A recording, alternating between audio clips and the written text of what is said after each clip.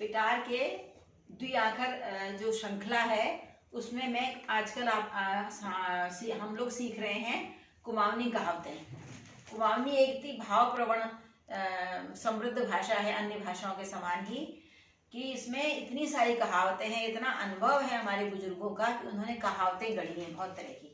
तो आज मैं मुख्य रूप से कुछ ऐसा एक इत्तेफाक हुआ कि संयोग हुआ कि मैंने सारी ग से शुरू वाली मेरे दिमाग मस्तिष्क में आई कहावतें, तो वही मैं आपको 5 कहावतें बता रही हूँ। ध्यान से सुनिएगा और बताइएगा कि कैसा लगा बाद में। गाड़ तारी जाट खेड़ी। पहाड़ में जो नदी होती है उसको गाड़ कहते हैं, बड़ी नदी को, और जो छोटे होते हैं उसको गधेरा बोलते हैं, तो सब जानते हैं। गधेरा मतलब छोटी नदी, और गाड़ जो होती है बड़ी होती है। और गाड़ पथरीली होती है बहुत, जब बहुत बारिश होती है तभी उसमें ज़्यादा पानी होता है और इंसानों के बहने का संभावना रहती है। तो एक है गाड़ तारी जाटी खेड़ी, जब पानी बहुत होता है गाड़ में, पहाड़ी नदी में, तो एक उसमें एक छड़ी लेकर कोई सी पेड़ की कोई उठा ली छड़ी, और उसको लेकर टेक टेक के लोग नदी पार करते हैं। तो जब नदी पार हो जाती है उस छड़ी को वहीं छोड़ देते हैं। तो वैसे तो ये एक सामान्य सी घटना है, किंतु इस पर हमारे बुजुर्गों ने एक कहावत बनाई है, गाड़ तारी जाटी खेड़ी। तारी माने होता है तारण किया, मतलब उसको तैर के चले, गाड़ को तारा, गाड़ में तैर के गए, किसके सहारे? जाठी मतलब छड़ी के सहारे। और उसके बाद जब वो काम हो गया तो उसको फेंक दिया, मतलब उपयोग करने के बाद वस्तु को निष्कासित करने के सेंस में के अर्थ में ये कहावत कही जाती। गाड़ तारी जाट खेड़ी। पुराने समय में कहते थे, देखो उन्होंने अपन चिली ब्याह करो और ये बार तरबे चायन है, जैसी गाड़ तारी जाटी खेड़ी, मतलब लड़की की शादी कर दी, उसकी ओर देखा नहीं, और ऐसे लगता है मानो गाड़ तारी जाटी खेड़ी, अपना काम निकल गया तो आगे बढ़ गए। फिर दूसरा है गौ में न गोठ में। गौ मतलब गांव, गौ हमारे गांव को हमारे यहाँ कुमाऊनी में गौ कहते हैं। गौ में न गोठ, गोठ कहते हैं हमारे यहाँ गोठ और छन।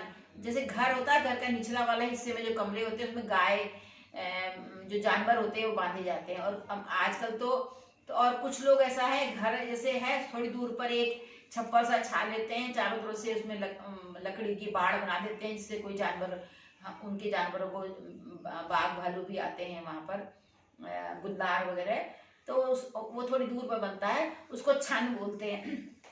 उपयोग गोठ और छन का एक ही होता है। और वैसे जो घर के ही नीचे तल्ला हिस्सा होता है, ग्राउंड फ्लोर, उसके जो कमरे होते हैं उसको गोठ कहते हैं, उसमें भी जानवर पाले जाते हैं, पर आजकल उसका भी प्रयोग करते हैं अच्छे से रहने के लिए।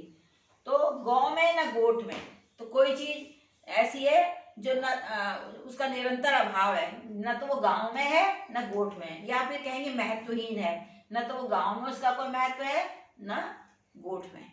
तो कहेंगे अरे केचू के ने अब दिखी नहीं ना, न गौ में छू न गोठ में छू। अब वो दिखती ही नहीं है, न गौ में, जैसे जम्बू पुराने जमाने में बहुत मिलता था, अब भी कहते हैं जम्बू का दिखी है, अब तो न गौ में छू न गोठ में छू, है ही नहीं, खत्म ही हो गया। अब तीसरी कहावत है गई में न बजई में, मतलब न तो गाने में हो शामिल न बजाने में, मतलब किसी काम के नहीं हो। कहते ना ओह के करूं के नहीं करन, न गई में भय न बजई में, मतलब उसका तो कोई भी वही है ही नहीं, सहयोग है ही नहीं, न तो वो गाना गाने में है न बजाने में, मतलब कहने का तरीका है ये कि वो किसी काम के लायक नहीं है। तो चौथी जो कहावत है गौ सिर ग्वैठ बे। गौ मतलब गांव, जैसे कि मैंने ऊपर बताया था, गांव की जो शोभा है, यहाँ पर सिर से मतलब शोभा, उसका जो रख रखाव है उसको सिर भी बोलते हैं। गौ सिर ग्वैठ बे, जो एकदम शुरुआत में जब गांव में अंदर प्रवेश करते हैं वहीं से पता चल जाता है ये गांव कैसा है। जो गांव अच्छा होगा वहां शुरू से आपको एक क्रमवार एक व्यवस्था मिलेगी। जहां ऐसा नहीं मिलता कहते हैं अरे गौ तक देख बेरे लगना कि तो गौचू गौ सिर ग्वैठ बे। या कोई किसी के घर जाता है तो घर जाकर उसको आंगन चौखट से अंदर आता है तो तभी उसको अगर लगा कि ये सही ढंग से घर का रखरखाव नहीं है, यहाँ व्यवस्था नहीं है, तो वहाँ पर भी वो कह सकता है या मनी मन समझता है गाँव सिर ग्वैंड में, पता चल गो कि घर अंदर कैसा होगा, वो ग्रहण किस प्रकार से घर चलता हो।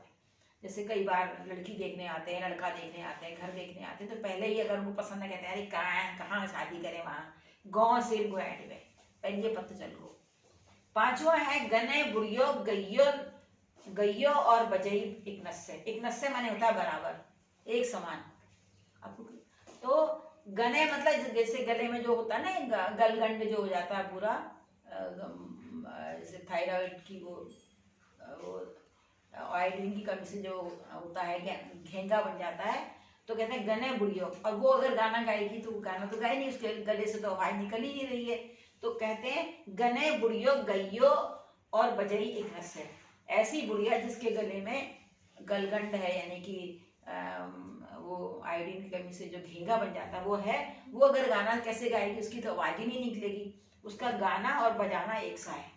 मतलब जो अनुपयोगी जो व्यक्ति है किसी काम में, वो अगर उसमें हाथ डाल रहा है, वो नहीं कर पा रहा है, उसमें क्षमताहीन है उस कार्य को करने के लिए, तो वहां पर उसको कहते हैं अरे विभूति के नहीं होल गने बुढ़ियो गैयन और बजई नसे। इसको इस सेंस में भी कहते हैं, जब आजकल के समय में जब बड़े बच्चे कहना नहीं सुनते हैं और तो कहते हैं तुम्हारे नंतिनों के कारबार चल रहा हो, तो आपके बच्चों का काम कैसे चल रहा है, तो बड़े बुजुर्ग कह देते हैं अरे हमर के छू, हम तो हम के लकू कोई नहीं सुनन, कोई हमारी नहीं सुनता है।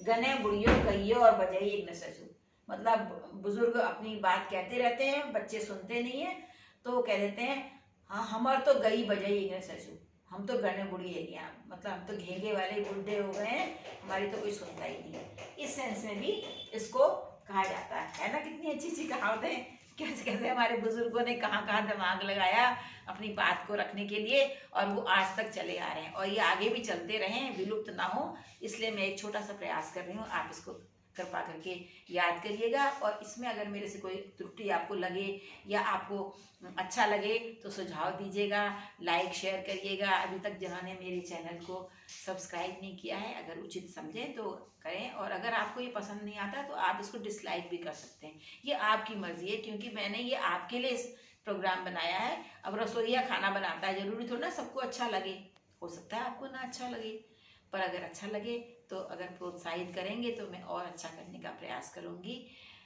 नमस्कार। कल फिर दूसरे कोई एपिसोड को लेकर आऊँगी। अब आज मैंने जो एपिसोड आप डाले हैं वो सब देखिएगा, पूरा देखिएगा, तभी आपको पता चलेगा इसमें क्या कमियाँ हैं, क्या उसमें और हो सकता है।